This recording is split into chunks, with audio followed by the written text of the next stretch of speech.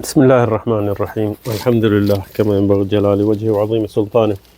والصلاة والسلام على نبينا محمد وآله أما بعد في أساج برنامج جكواه تأملات القرآنية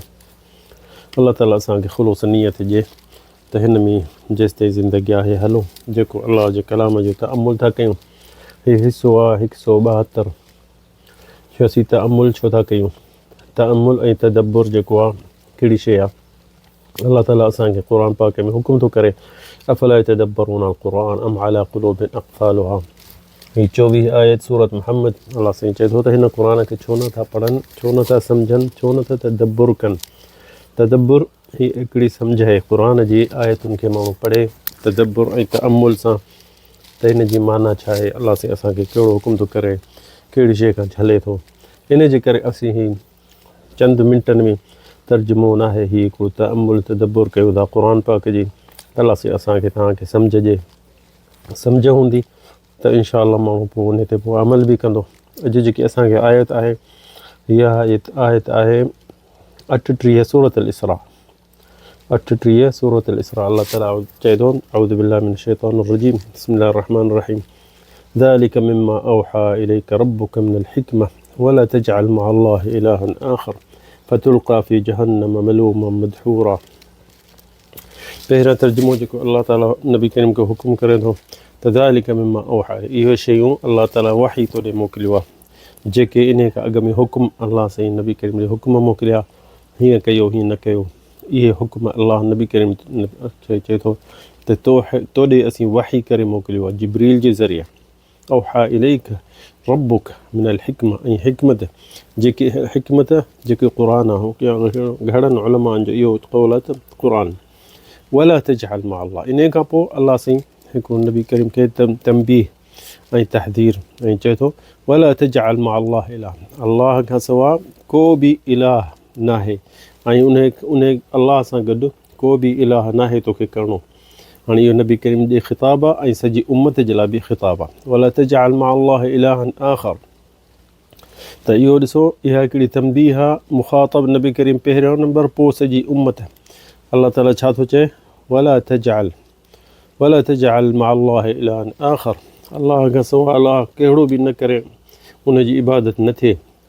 تو وہ انہیں کا پو آخر فتلقى فی جہنم ملوما مدحورا جے اب یو کیر بھی انسان شرک کندو اللہ سا ای اللہ کا سوا ہکڑو بیو بھی اللہ کرے سمجھنو جا اللہ جو صفت انہیں کے ڈیندو تو نبی کریم کے اللہ تعالیٰ چاہے تو فتلقى تو توکھے بھی ای جے کو کندو تو سا شرک یہ جو کندو فتلقى فی جہنم میں انہیں کے اچھلا چڑینا سی دوزخ میں تو یہ ایکڑی وڈی خطرناک تنبیہ ڈسو نبی کریم کے اللہ سے چھا تو چاہے تو یہ خطاب نبی کریم جو پہریوں نمبر انہیں جلے توجہ ہا پو اساں کے تو جے نبی بھی پیغمبر بھی اللہ جا پیارا بھی جے نہ شرک کندا تا اللہ سے انہیں کے دوزخ میں اچھلائیندو نعوذ باللہ اللہ سے بچائے تو یہ ایکڑو وڈو شرک جو انہیں جی وڈی ہکڑی یعنی مصیبت ہے تو یہ اللہ سے قبول کون کندو شرک انسان کا اللہ سے قبول نہ کندو نہ معافی کندو ہی ڈسو نبین کے بھی چھا تو چاہے نبی کے بھی اللہ سے چاہے تو جے تو بھی شرک کندے تو اللہ سے تو کے بھی دوزخ میں چلائیندو پو اساں کے معاف کندو جے کہ اسی پیری مریدی فقیر دھاگا ساگا سب بدعتوں شرک کیوں بتھا اللہ سے معاف کرے ایکڑی خطرناک شے تو یہ ایکڑو قول عظیم جو اللہ تعالیٰ جن قرآن میں نبی کے نبین کے بھی یہ چاہے تو تما شرک معاف نہ کندو سا چھا اللہ اساں انسان بین بن جے کہ امت ہے انہن کے معاف کندو تین جے کرے سدائیں اسی ماؤں کے چونو شرک کھاں بچو ہی آیتوں کے جو عظیم ہن قرآن جو جن میں اللہ سے چاہے تو ذالک مما اوحا الیک ربک جے کہ حکمتوں جے کہ اللہ تعالیٰ نبی کریم دے توجیہ فرمایو تو ہی کیو ہی نہ کیو سب قرآن میں بدھائے پو وری انہیں کے چاہے تو یہ حکمت جے کہ ما تہاں دے آیتوں موکلیو ہن قرآن موکلیو یہ سب اللہ جے طرفاں تو آئی پر یہ بھی جے کیر بھی منظور نہ تو کرے انہیں تے عمل بھی نہ تو کرے وری اللہ ساں گڈو اکڑو اللہ تو کرے تو انہیں کے دوزخ میں اچھلا چھڈینا سی تو ڈسو نا یہ توجیہ ہکڑی ہے نبی جے کرے نبی ڈے بیو اساں ڈے تو یہ ہکڑی یہ سمجھے تو ہکڑو تنبیہ ہکڑو انسان جلا اشارو تو ڈسو شرک کیڈو عظیم گناہ انہیں کا انسان بچے وڈی ہکڑی इहा हिकिड़ी तहज़ीर आहे त मथां चवनि त माण्हू न अलाह साईं असांखे माफ़ु कंदो ऐं ज़रूरी न आहे शिरक कबीरा बि आहे वसत बि आहे सग़ीरा बि आहे तंहिंजे करे ईअं न सम्झे इंसान त शिरक वॾो आहे बसि असीं अलाह खां हिकिड़ो सवा ॿिया बि अलाह असीं कयो वेठा आहियूं त पोइ उहो शिरक आहे इन शिरक में नंढा बि आहिनि नंढा विचाल बि आहिनि त इहो इंसानु सम्झे त जेको न विचो शिरक आहे या नंढो इन में त तमामु घणो मुब्तला आहिनि अॼुकल्ह जेके माण्हू चवनि था यार मूंखे कलंदर पुटु ॾिनो इन जो इहो शिरक आहे छो जो अलाह न ॾिनो या अलाह खां मूंखे इन वठी ॾिनो हू सम्झंदो मां सिर्फ़ु वास्तो थो कयां हुनखे इहो ख़बर कान्हे त इहो बि शिरक आहे छो जो अलाह ताला सूरत ज़ुमर में चयो मा नअबुदुहुम इल्ला लियुक़र्रिबूना इलल्लाहि ज़ुल्फ़ा असीं हिननि जी जेकी इबादत था कयूं हू इबादत न आहे सिर्फ़ु वसीलो आहे असांजो वास्तो आहे हू ईअं सम्झंदा पर इहो बि अलाह साईं चए थो त इहो बि मूंसां शिरक आहे छो जो जेॾीमहिल अलाह साईं असांजी हर दुआ ॿुधे थो हर असांजी मुनाजात ॿुधे थो हर शिकायत असांजी ॿुधे थो ॿियनि खे विच में आणण कहिड़ी ज़रूरत आहे उहे ख़ुदि मुहताज आहिनि अलाह जा कहिड़ो बंदो आहे कहिड़ो मख़लूक आहे जेको ख़ालिक जो मुहताज कोन्हे हर जीत ॼणो बि अलाह जो मुहताज आहे ऐं उहे माण्हू वरी असां ऐं अलाह जे विच में वसीत करे रखिया ऐं वास्तो करे रखियो आहे त इहे शिरक न आहे त पोइ बाक़ी छा आहे असीं इन्हनि में आस्ते शैतान ईअं सिधो सो इंसान ॾे कॾहिं बि कोन्ह कंदो चवंदो त अलाह खे छॾे हिन वण जी इबादत कर या हिन जबल जी इबादत कर या हिन वलीअ जी इबादत कर या हिन दरगाह जी इबादत ईअं कोन्ह चवंदो छो जो केर बि इंसानु फितरत ते हूंदो चवंदो मां अलाह खां सवाइ कंहिंजी इबादत न कंदुसि पर हुननि खे पहिरियां ईअं चवंदो हीअ अलाह जा प्यारा आहिनि हीअ अलाह जा बुज़ुर्ग आहिनि अलाह जा वली आहिनि हिननि जी अलाह साईं ॿुधे थो हीअ अलाह जा मिठा आहिनि हीअ अलाह जा वेझा आहिनि इहे शयूं दिलि में ऐं विश्वास जेको न अलाह साईं अलाह क़ुर में असांखे तहदीर करे छॾियो त शैतान खां बचो चए थो अला तत्तबिउ ख़ुतवात शैतान जा जेके पेर करे हिकिड़ो हिसो करे तव्हांखे अचे पोइ गुनाहनि ते शिरक ते किराईंदो तोखे चवंदो हीउ अलाह जो प्यारो आहे हीउ बुज़ुर्ग आहे हीउ आलिम आहे हीउ वली आहे हिन जो अलाह साईं ॿुधंदो हिन खां त दुआ अचे वठणु हिन में छा आहे दुआ वठंदे ॿियो कुझु कोन्हे भला धाॻो वठि धाॻो हिन में छा आहे पाण भला फीणो रखंदो क़ुर पढ़ंदो पाणी पढ़ी ॾींदो त हुन खां इहो पहिरियां जाहिल माण्हू जंहिंखे इल्मु शरीयत जो न हूंदो तौहीद पकी न हूंदी त हू चवंदो आहे यार हिनखे भला दुआ थो वठां मां इन में छा आहे दुआ वठंदा का शइ कान्हे पर पहिरियों इंसान जो किरण जो इहो रस्तो आहे पोइ जे उहो हुनखे पुटु ॼमे थो या बीमारी मां चाक थी थो वञे त उनखे पोइ हुनजो हिकिड़ो शैतान जो दरवाज़ो खोलींदो ॾिठी तुंहिंजी तूं सालनि जो साल दुआ कंदे डॉक्टर ॾे वे कुझु न थियो हिन जी दुआ लॻी न हीउ जेको अलाह जो वली अथई बुज़ुर्ग अथई हिन जी अलाह वटि पहुतल आहे अलाह जो प्यारो आहे ईअं उनखे दिलि में विझी आस्ते आस्ते ॻाल्हियूं हुनखे ताज़ीम करे छॾींदो हिन माण्हू खे अज़ीम करे छॾींदो ज़िंदा हुजे या पूरियल हुजे चवंदो त ॾिस हिन जी ॿुधई तोखे पुटु ॼाओ या तूं चाक थी या तोखे ड्यूटी मिली वई पोइ इहो शैतान जो दरवाज़ो खुलंदो पोइ हुन जे दिलि में अंदरि इहो थींदो त हा यार मां वियुसि न दरगाह ते या साईं सां मिलणु त मुंहिंजो कमु थी वियो हाणे कमु त अलाह सां ई कयो पर हिन जे वास्ते मूंखे थियो पहिरियां इहो वास्तो हूंदो पोइ वास्तो सम्झंदो पोइ आस्ते आस्ते इहो सम्झंदो त करे ई थो साईं राज़ी थो बसि ॿेड़ा पार साईं जे ख़ुशि हूंदो त बसि सभु कमु थी वेंदा साईं जे हथ मथे कया त बसि कमु थी वियो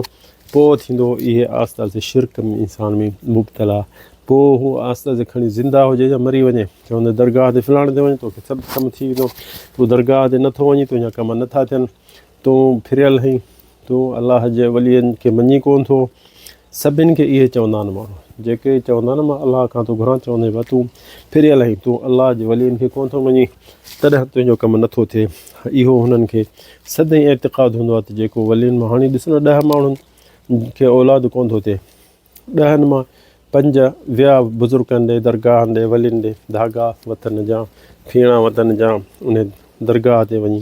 3 ॾींहं जे वेहनि था या बासियनि त हुननि जे अलाह साईं हुननि जे 5 या 6 जो अलाह साईं लिखियलु हुननि जो हूंदो त देरि सां हुनखे औलाद थींदो 5 साल 3 साल त हुननि खणी 5 दरगाह ते विया 5 न विया पर हुननि 6-7 खे औलाद थी वियो त जेके न विया उन्हनि खे औलाद थी वियो त उहे चवंदा मूंखे जॾहिं अलाह साईं ॾिनो त ॾियणो त ॾींदो ऐं जेके 5 विया दरगाहुनि ते उहे त ईअं कोन्ह चवंदा आहिनि त अलाह मूंखे हाणे ॾिनो हू चवंदा असीं दरगाह ते वियासीं तॾहिं असांजो कमु थियो ॾिसो शिरक कीअं पैदा थींदो, शिरक ईअं थो पैदा थिए। तॾहिं अलाह साईं हिते क़ुर में अलाह साईं ॿुधाए छॾियो आहे त वला तत्तबिउ ख़ुतवात शैतान, शैतान जो जेको पेर करे तव्हांखे गेले थो लाॻी थो। कॾहिं इहे इंसान खे न हिते चवंदो शैतान वाह हींअर अची बुराई कर, न इंसान कहिड़ो बि फितरत ते हूंदो, खणी जाहिल हुजे त बुराई में न किरंदो, पर हुनखे चवंदो नज़र करे ॾिस हुन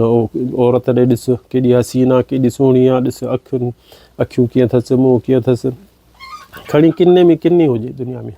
पर वरी बि हुनजे नज़र में तमामु हुस्न करे ॾेखारींदुसि, भलो करे ॾेखारींदुसि। ईअं वरी हुनखे हुनजे अखियुनि वरी हुनखे भला थोरो इशारो कर, थोरो अखियुनि जो इशारो कर, ईअं ख़ुतवात शैतान इंसान खे आहिस्ते आहिस्ते गिले वेंदो शैतान।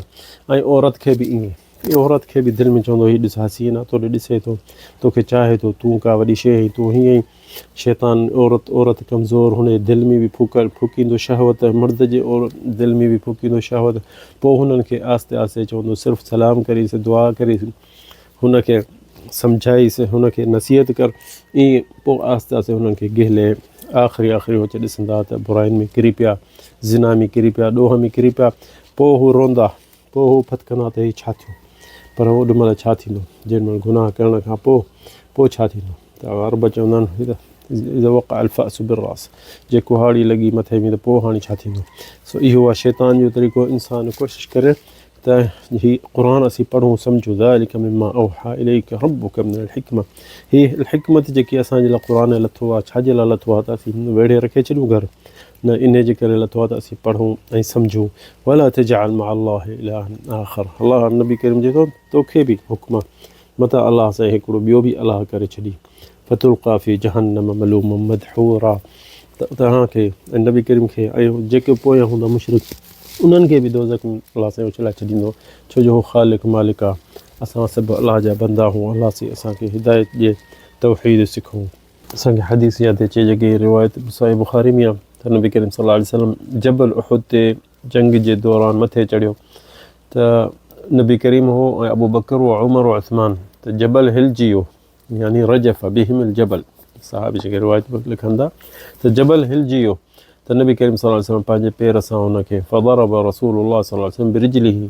पेर सां धकु हईं जबल खे ऐं चई त इस्बत उहुद, उहुद क़ाबू थी, पंहिंजे जॻह ते बीह, इस्बत उहुद फमा अलैका इल्ला नबियुन व सिद्दीक़ुन व शहीदान, तो ते अॼु नबी आहे ऐं सिद्दीक़ ऐं ॿ शहीद। पोइ इहा रिवायत सही बुख़ारी में आहे। असांखे इन मां मालूम थिए थो त जबल उहुद छो जो नबी करीम उन जे बारे में चए थो जबल युहिब्बुना व नुहिब्बुहु, असां इन जबल खे चाहियूं था ऐं मोहबत कयूं था, ऐं हीउ जबल बि असां सां चाहे थो ऐं मोहबत करे थो। इन मां इहो बि साबित थिए थो जमादात जेके पकियूं शयूं आहिनि उहे बि सम्झनि थियूं, ॿुधनि थियूं, अलाह जो इबादत बि कनि थियूं, त इहे इन्हनि मां वॾो फ़ाइदो इंसान वठे थो। त इन शइ मां सम्झे त असांखे बि हुक्म आहे इबादत जी, नबी करीम जे हदीसुनि खे सम्झूं, क़ुर खे पढ़ी सम्झूं। लअल अल्लाह युस्लिह बिही शअनना, असांखे अलाह सां हिदायत ॾिए